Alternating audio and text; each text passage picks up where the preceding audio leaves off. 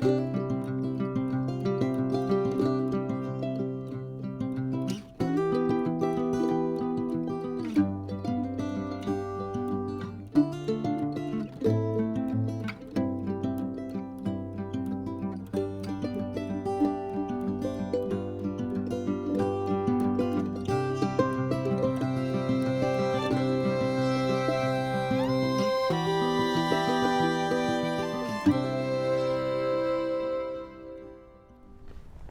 guys, welcome to the 2 a.m. pipe on the patio. Today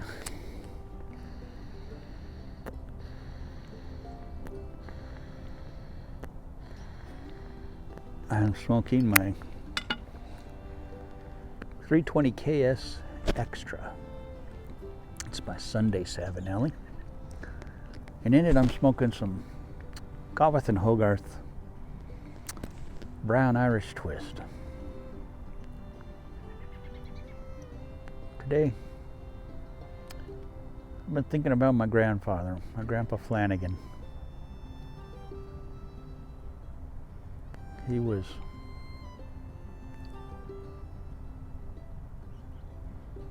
such a kind, soft-spoken, gentle man.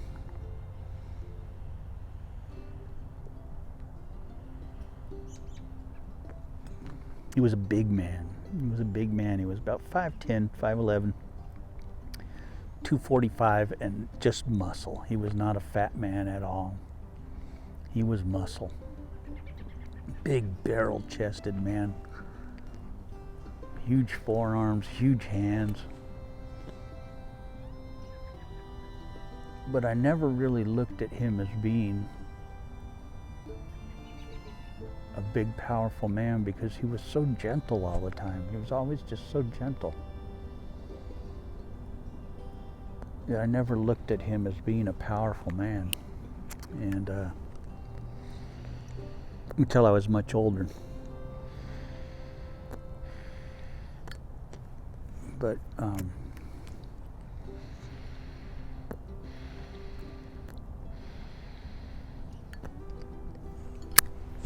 when I was 14, summer of 1974, I would turn 15 in December. I had some surgery, some abdominal surgery, and the doctor said I couldn't do any kind of sporting stuff or any activities like that until the surgery healed. So I went up for a month to stay with my grandfather, and because my mom and dad knew that if I was at home, I was going to be out playing baseball or football, and I'd get hit in the stomach with something, baseball or a football or something, and I wasn't supposed to have any kind of anything happen. So I went up to my grandpa's.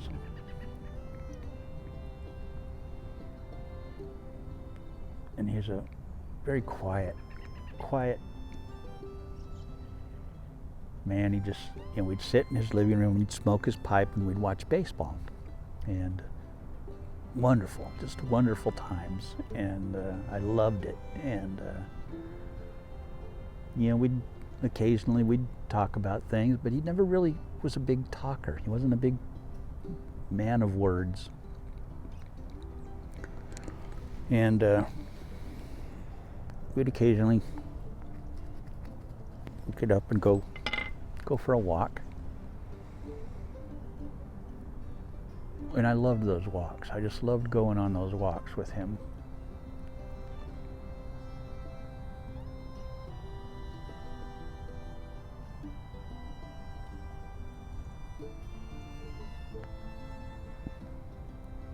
Sometimes he'd tell me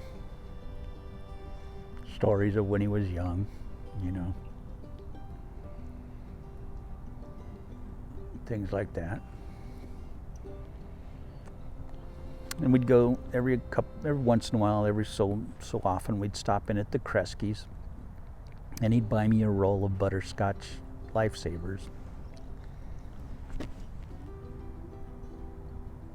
And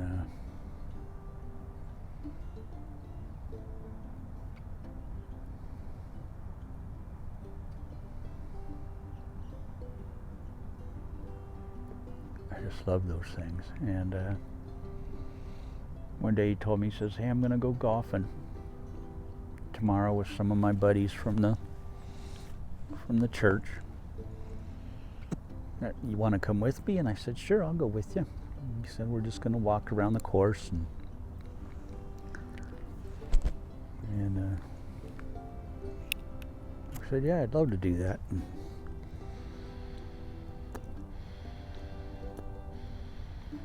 So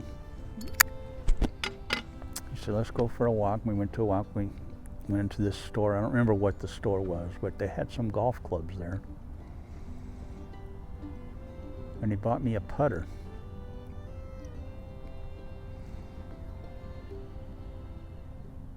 And it was a nice putter. And I mean, I thought it was the greatest putter that had ever been made, you know. And he said, "You like that one?" And I said, "Yeah, that's a nice putter." And he said, "Okay, I'm going to get that for you." So he got me this putter. And we got home, and he gave me a couple of golf balls, and he says, "Go out there and just start putting around the backyard." So I went out there, and I spent hours and hours and hours just putting the golf ball around the backyard, you know, just putting and putting and putting and putting. And he gave me a cup to putt it into. And then he had a thing for the house where you'd put the ball into this thing and it would shoot it back to you. It was an electric thing, and you'd put the ball into it and the cup would shoot it back to you. And so you could sit there and just putt all day long, and it would just, as long as you hit the cup, it would return it to you.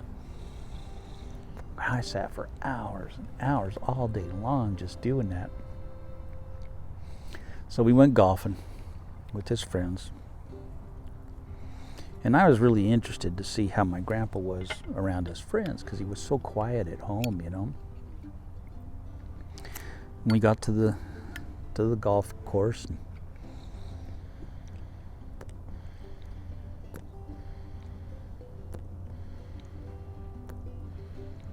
of course his name was John also, so he introduced me. "This is Johnny. It's my grandson Johnny." And they're all like, "Hey Johnny, how you doing?" And I had my putter, and they're like, "Oh, is that your putter? That's a nice putter." And they were all really nice to me and everything. So whenever they'd get onto the green, they'd always put a ball down for me to let me putt, you know. And of course, I knew nothing about putting on a live course, and you know how the ball would roll, and so they were trying to teach me how to read a course. But my grandpa was very quiet, even with his friends, you know. And he was just a quiet man. And so we got home, and he was making dinner, and he said, "So did you have fun?" And I said, "Yeah, I had a great time." And I said, "Grandpa, how come you're so quiet, you know?" And he kind of laughed, and he said, "Well, Johnny, God gave us 2 ears and 1 mouth, which means we should listen twice as much as we talk." And that made so much sense to me and just hit me so strong. And I thought, that's just makes so much sense, and that's what Grandpa does. He listens twice as much as he talks. And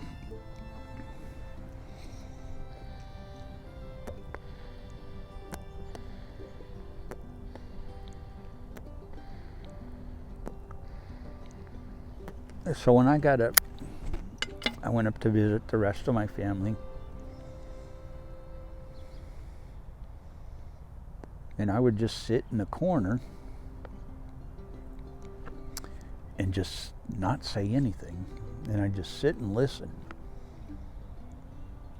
And I found that I could find out a lot of dirt going on in the family just by being quiet and not saying anything and listening. And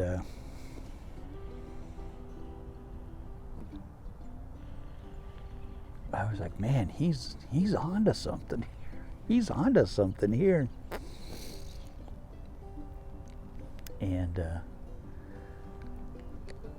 when I got home, I did the same thing. And I could just be in the room.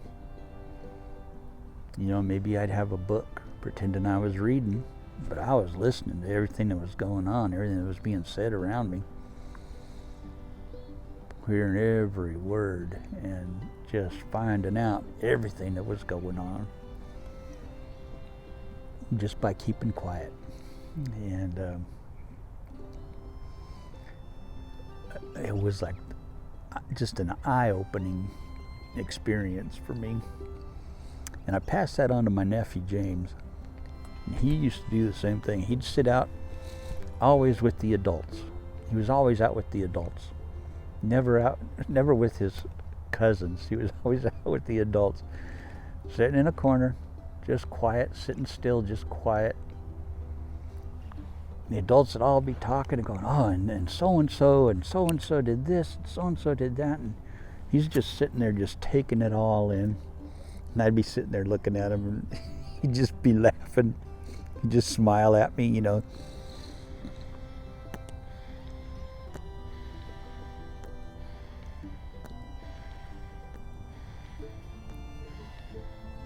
Yep, you learn a lot if you just be quiet and listen. You can learn a whole lot in life.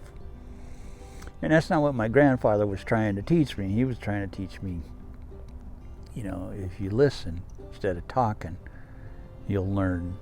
If you're at work or something and they're trying to teach you something, just shut up and listen, and you'll learn what you're supposed to learn. Or at school, he wasn't trying to teach me to shut up and listen at home and find out all the dirt and the gossip. But it worked that way as well. But he was such a smart man and so quiet and so gentle. And I didn't realize how big a man he was until I was much older. In fact, it was just about the time that he passed away when I realized how big a man he was. Because he just always seemed so gentle, and he never appeared to be a big, strong man to me. He always seemed like a gentle man, and but he was a big man, and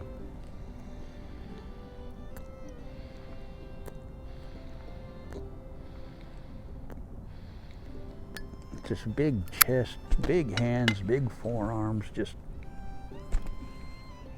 big muscular man. But he never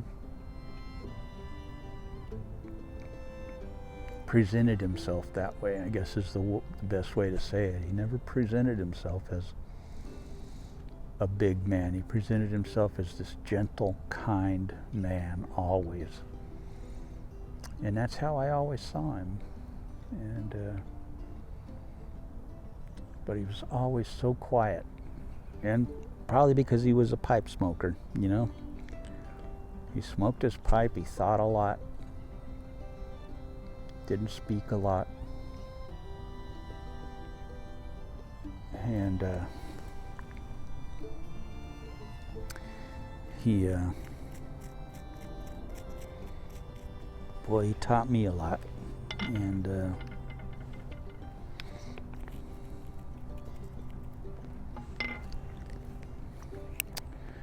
I'm a lucky man to have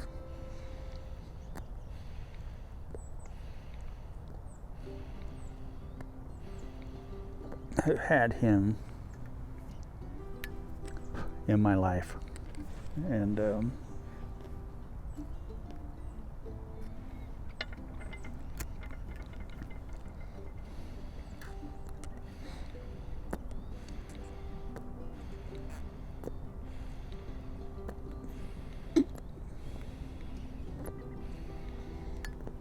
almost down to the bottom of this bowl. Can't get it to the light. But I love that man. I loved him so much. And I miss him. I miss him a lot. He was the only grandfather I knew. And my dad's dad died when he was 39. And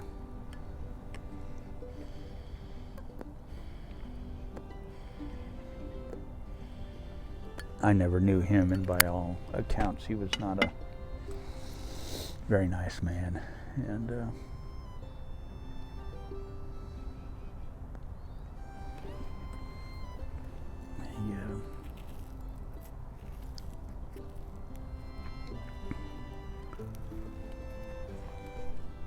I'm proud of my dad and my dad's brother, Uncle David, for breaking that cycle, both of them, and being good men, and my dad being a good father, my Uncle David for being a good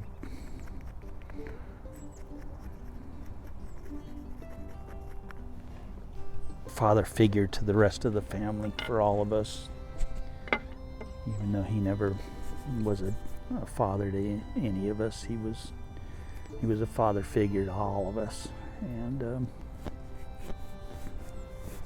still is. He's still around, and he's the only one left from my dad's family. Still going, and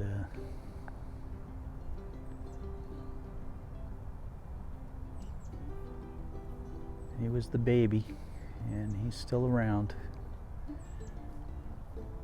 And he was like a dad to all of us. He was like, when my dad died, he became my second dad. And when my cousins' dads passed away, he became their dad too. And he's just been an amazing man to all of us. And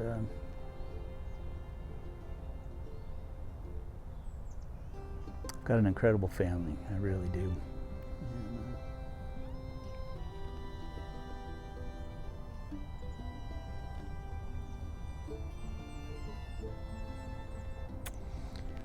I will catch y'all later.